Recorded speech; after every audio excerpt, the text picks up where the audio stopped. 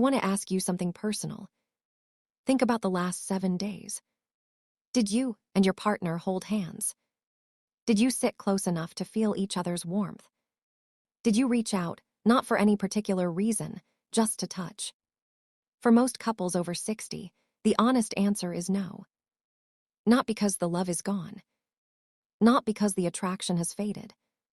But because 3 simple daily habits that take minutes, have quietly disappeared from the relationship.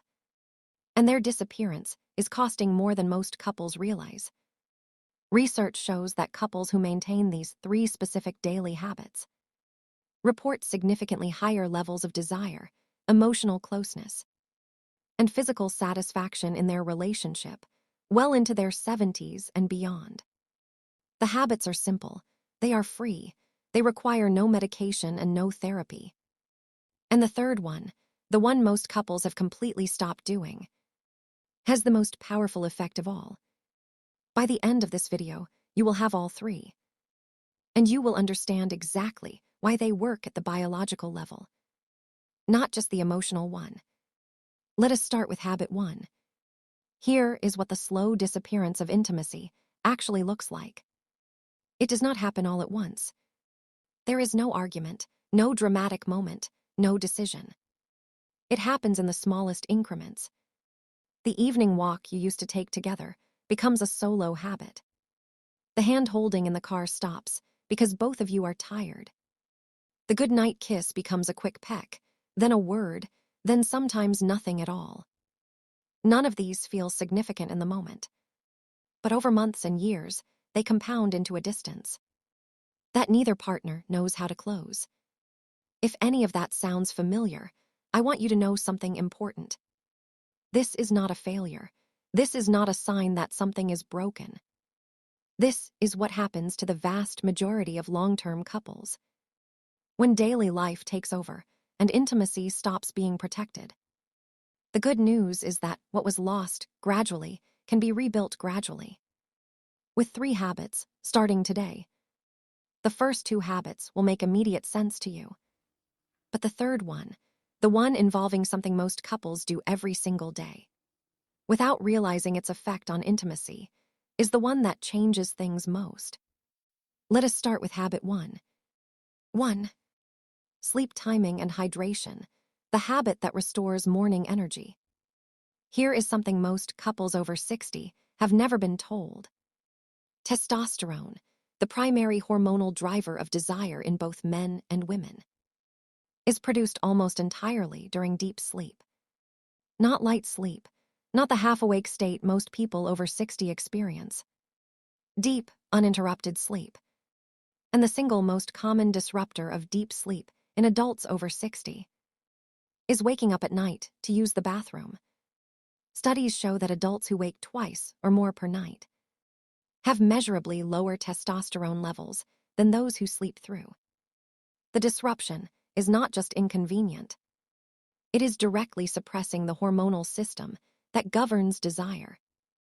Here is the habit that changes this. Consume the majority of your daily fluids before 6 in the evening. After 6, limit yourself to small sips only. This single timing adjustment reduces nighttime bathroom trips by up to 40% in most adults within the first 2 weeks. Fewer interruptions means deeper sleep. Deeper sleep means more testosterone produced overnight. More testosterone means more energy and more desire when you wake up.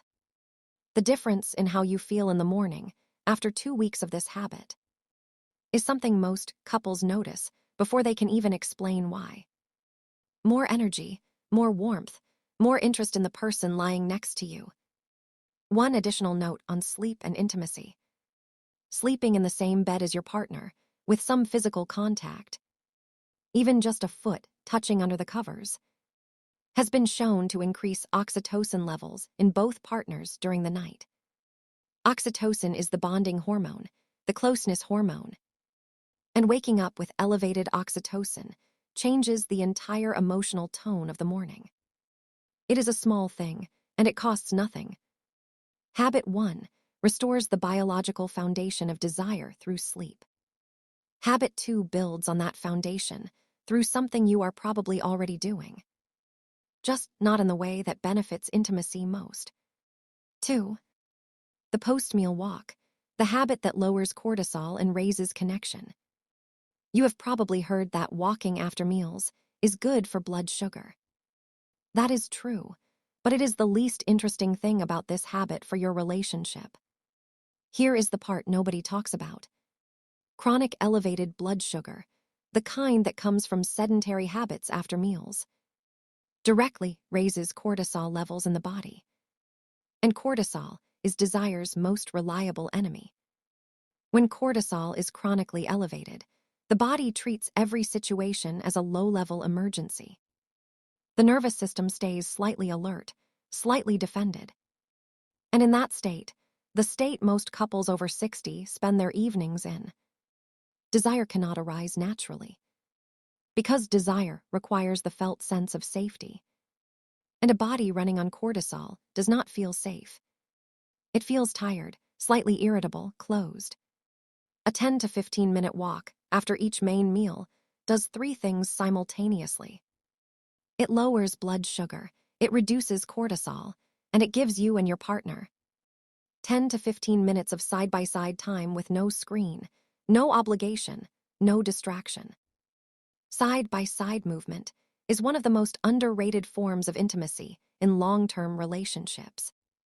Walking together, even in silence, activates a different kind of closeness than sitting across from each other.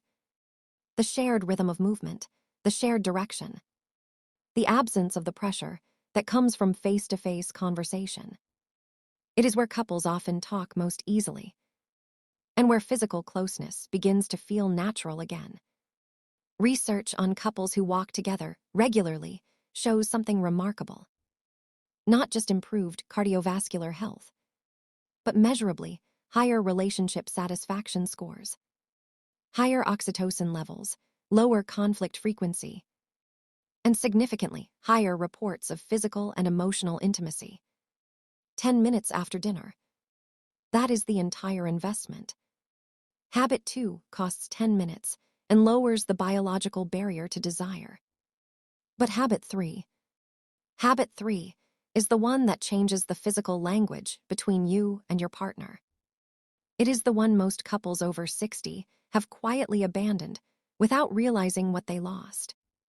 And it is the most powerful of the 3. 3. Deliberate daily touch, the habit that rewires the brain for closeness. Touch. Not sexual touch. Not touch with any expectation attached. Just the simple, daily, deliberate act of reaching for your partner. A hand on the shoulder, fingers intertwined for 30 seconds. A hand on the back as you pass each other in the kitchen.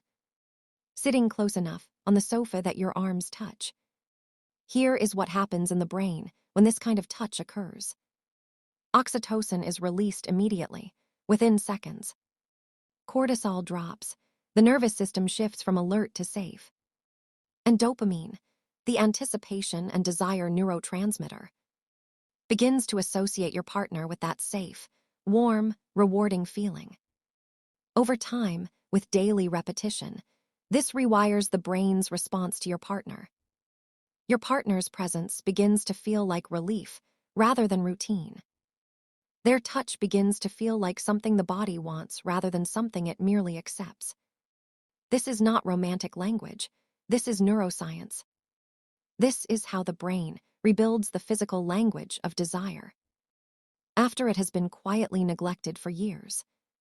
The research on non-sexual touch in long-term relationships is striking. Couples who maintain regular non-sexual physical contact report significantly higher sexual satisfaction than those who do not, regardless of how often they are actually intimate. The touch itself is not the destination. It is the road that leads there. The habit is this: 3 deliberate moments of non-sexual physical contact every single day.